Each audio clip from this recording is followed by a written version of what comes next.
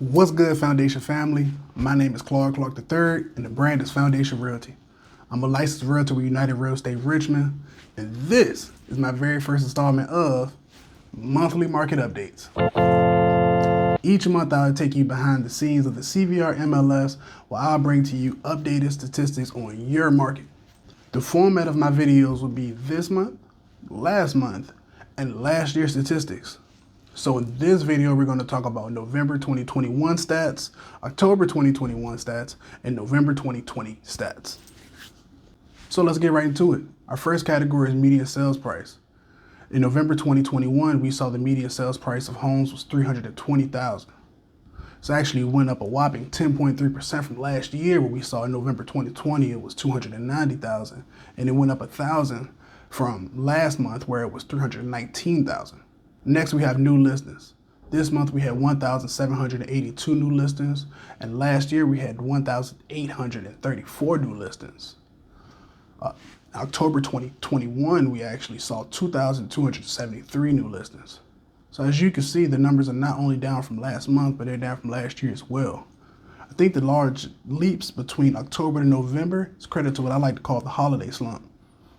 We tend to see this every year. We saw it last year. We're seeing it this year as well, where between October through January, the market tends to take a little bit of a dip.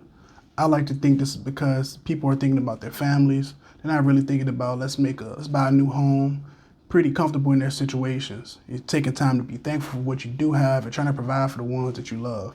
Trying to put gifts under the tree, food on the table, and just be with family. Homes for sale.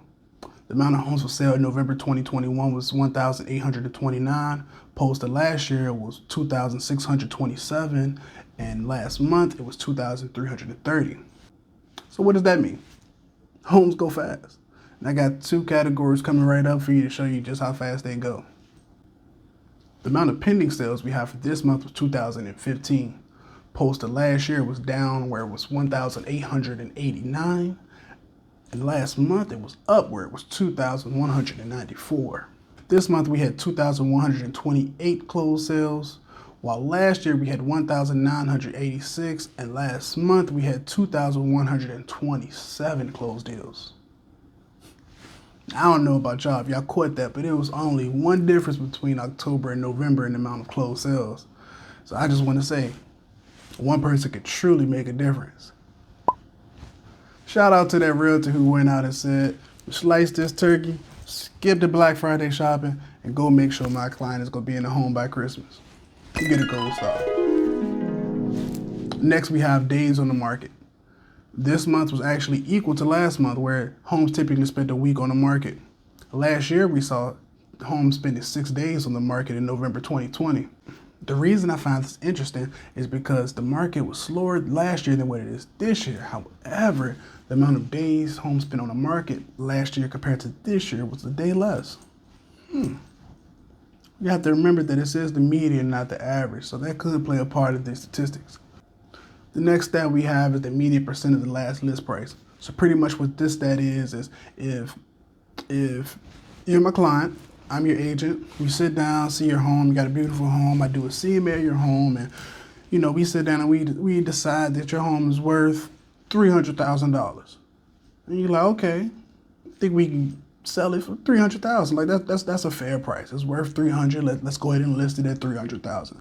If that home was to sell at 100% of the list price, then it's over $300,000. So for this month, we saw homes selling for 100.3%. Last year, we saw homes selling for 100%. And in October, we saw homes selling for 100.5%. The next category we have is the median price per square foot.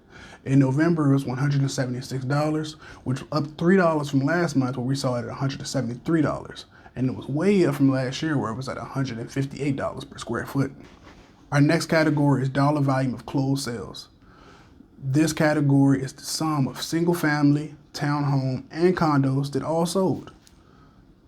For November 2021, we saw the stat toppling off at $734,036,715.